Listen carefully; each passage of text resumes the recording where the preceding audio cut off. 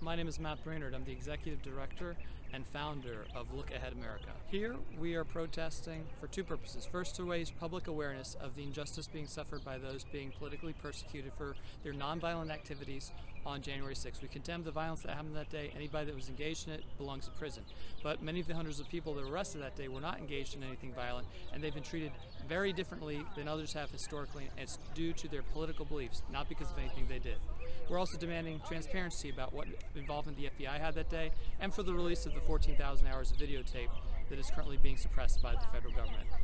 The second reason we're here is specifically to target the state legislators and encourage them to pass a resolution giving instructions to the federal legislators to stand up for justice for these individuals.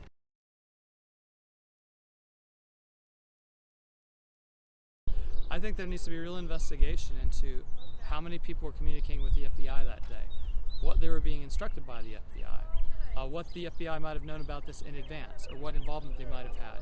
So I think that there's a great need for transparency and a real investigation, and that's not been happening so far.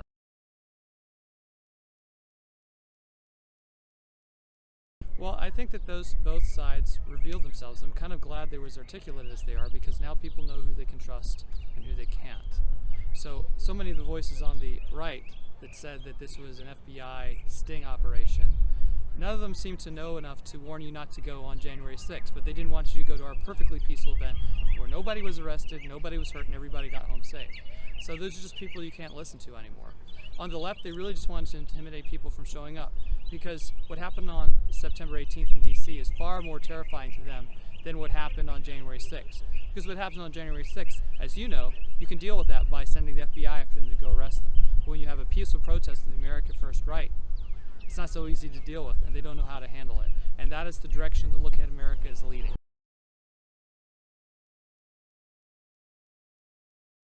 Those individuals, they were not connected to the event. Those arrests happened before the event started and outside the perimeter of the event. They were just driving by, going somewhere. And it was never determined that they were even coming to our event, and I doubt that they were. The one officer was not undercover, it's misreporting. What happened was that he was an off-duty customs agent entitled to have a firearm. Somebody in our crowd recognized it, alerted the police. Police talked to him and they walked off together. He was not arrested or charged. So nobody was arrested at our event.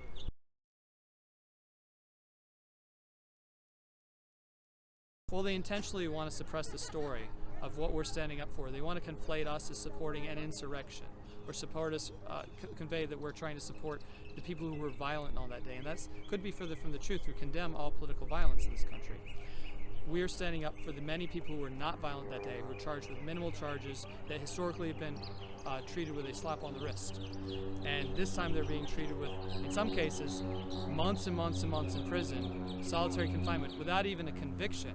And in other cases, hundreds of other cases, months and months in prison and thousands of dollars in fine for people who, if they had the money to pay for a proper defense, would probably be found not guilty at all.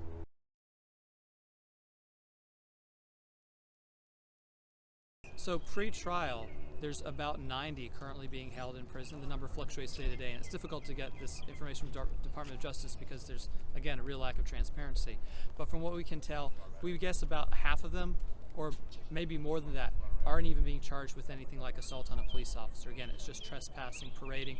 One individual's being held because of the threat to commit interstate commerce. And I'm not really sure what that one's about, but we do know he definitely doesn't deserve to be there.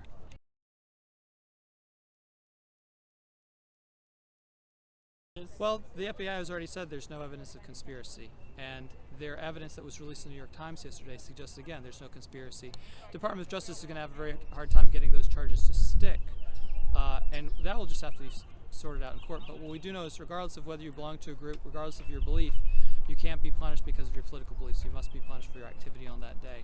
And for the most part, it was nonviolent. It was stupid, but nonviolent.